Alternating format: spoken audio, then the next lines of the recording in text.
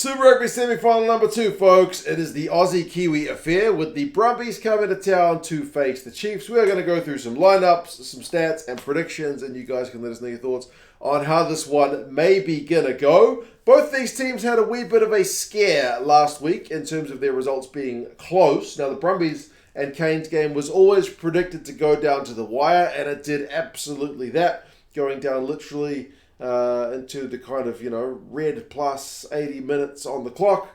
37-33 winners over the Canes last week in Canberra. And for the Chiefs, man, they were predicted to give the Reds a bit of a hiding, but no, they were pushed, and it was a 29-20 win in the end.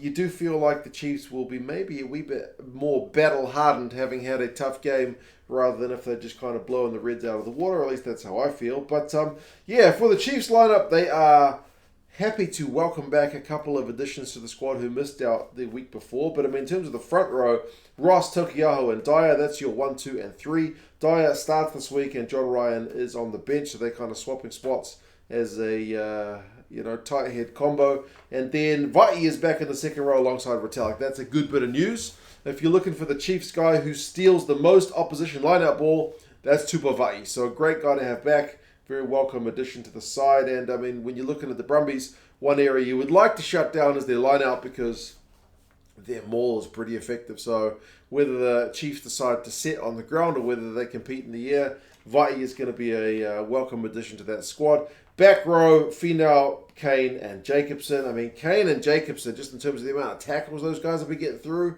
insane. Kane is the top tackler for the Chiefs. Jacobson is about 2 tackles behind. Kane wins more turnovers than Jacobson. Jacobson is the line-out guy. Kane doesn't really do line-out work as much as Jacobson does, or at all. But, man. And Finau's a bit of a blockbusting ball carrier, so pretty good-looking Chiefs back row. Into the backs, Brad Weber, Damian, McKenzie, 9 and 10. And, D-Mac, he's been a bit of a revelation for the Chiefs. Like, when he first came back from Japan, I felt like he wasn't quite at the same level, but over the last kind of 12 months, he's just been getting better and better, and he's coming good at a good time in terms of an All Blacks campaign. He's got the most points in Super Rugby, he's got the most kicks of any 10, he's got the most offloads of any 10, most try assists of any 10, also the most turnovers conceded of any 10. So there is that kind of little I don't want to say question mark, but that is a little aspect to his game. A little bit risk reward, but it's been more reward than anything else for the Chiefs this year with him at 10. ALB moves to 12 because Nankivell is back at 13, which means Pohipi drops to the bench. So Nankivell is one of the guys that they welcome back to the 23. And then it's the outside backs for the Chiefs, man, all year that have been running riot. You've got Shooter Stevenson there at 15. He's got 11 tries. He's 4th overall for clean breaks. He's 3rd for run meters. He has been on absolute fire. Sets up tries as well. Narawa has been busting tackles out on their right wing, and Nanai-Seturo on the left. Very, very dangerous. Yeah, the Chiefs are a dangerous side. Tyrone Thompson comes into the 23 on the bench. Norris and Ryan, the forward proper placements, are Kuoi and Sowakula. Pretty bloody good lock and loose forward cover, man. Ratsima is dangerous also from the bench. Joshuane, and I mentioned Pohipi as well. Now, we can't afford to write off the Brumbies, man, because they've got a bloody good team as well. You don't make the Super Rugby semi-finals by accident. You don't qualify as the kind of 4th ranked side with a proper positive record by accident either. They've named a pretty stable lineup from the side that beat the Canes. Slipper, Lonergan, and Kautai. That is your 1, 2, and 3. That is the same as last week. Likewise, Frost and Neville. The same lock-in duo. Real kind of high work rate and both really good in the air. Good kind of, both genuine options. Tom Hooper, Pete Samu, and Rob Valtini is a changed back row. So Jerome Brown has dropped out of the 23. Tom Hooper's up from the bench to 6, which sees Rob Valtini switch to 8. And then Pete Samu switches to 7. So they've all got kind of different jersey numbers on their back this week. But, I went on a little bit about the Chiefs back row.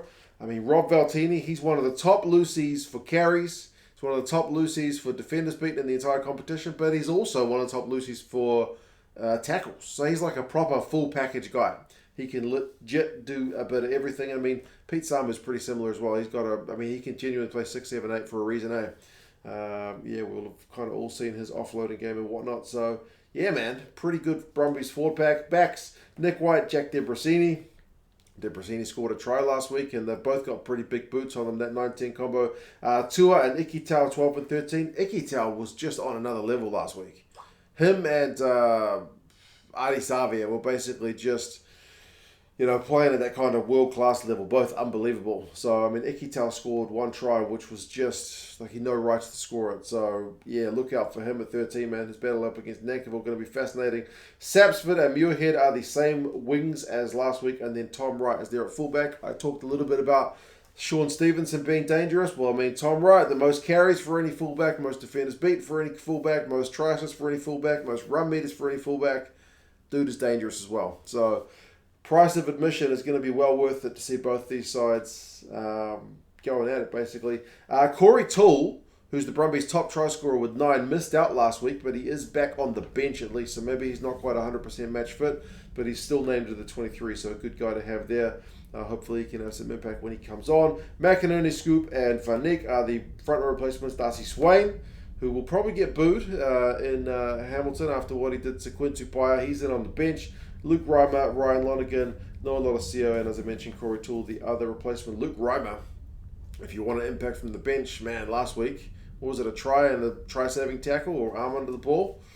Yeah, man, a bit of a wonder player from last week, so we'll see if he can have that kind of same impact. Stats-wise for these two sides, the Chiefs, I think I mentioned it the week before, like they get a lot of praise, including from me, for like their magic attacking plays and their back three, but still the highest tackle percentage in the comp, tackle completion percentage, if I can get that out of my mouth, in the comp. So it's a team which attacks well, but is largely built on defense, whereas the Brumbies are 8th best team for tackle completion.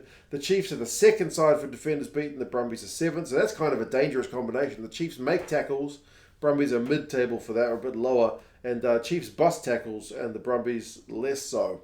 However, Brumbies have scored more tries than the Chiefs this season, 71 to the Chiefs 67, and the Brumbies have got a better line-out percentage. That's why I kind of mentioned Tupou Vaa'i's potential impact on the game, but if the Brumbies are going to get a result here, and it's a tough ask going to Hamilton, with the Chiefs being playing the way they have this year, you feel like they're going to need to get their set piece right. Core stuff is going to need to be good. The two sides did play back in round 14 over in Canberra, and it was 31-21 to the Chiefs, although the Brumbies dropped an unbelievable amount of ball in that game, and you can't afford to do that. And remember I mentioned the tackle percentage. The Brumbies in that game were at 80%, which is below average, whereas the Chiefs were at 90%, which is above average. So, yeah, the Brumbies are going to need to flip that on their head. No Australian team has ever won a finals game in New Zealand since the competition launched in 1996. That is a line I have taken from, I think it was Wide World of Sports. And if that's true, that is a heck of a stat for the Brumbies to face. But, yeah, we will see how things go. You never know in sports, man. Predictions-wise, the Chiefs are 11-point favourites with both the bookies and the Rugby Forecast algorithm. So, predicted to be kind of better than 1-try winners, but not an absolute blow-up. Remember, the bookies had the Chiefs winning by 22 points last week, and they only won by 9. So, take it for what it's worth. It is on Saturday, FMG Stadium in the Waikato.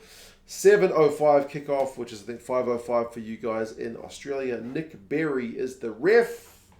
There we go. It's on Flow Rugby for you guys in the States, both the Super Rugby semi-finals and top 14 as well, Curry Cup. So if you want to watch some rugby in the States, I'll put a link in the description for Flow. But yeah, you guys let us know your thoughts. How do you reckon this one's going to go? Chiefs too good? Or can you see the Brumbies getting a wee upset? You guys let us know your thoughts, and I'll talk to you guys again soon. See you later.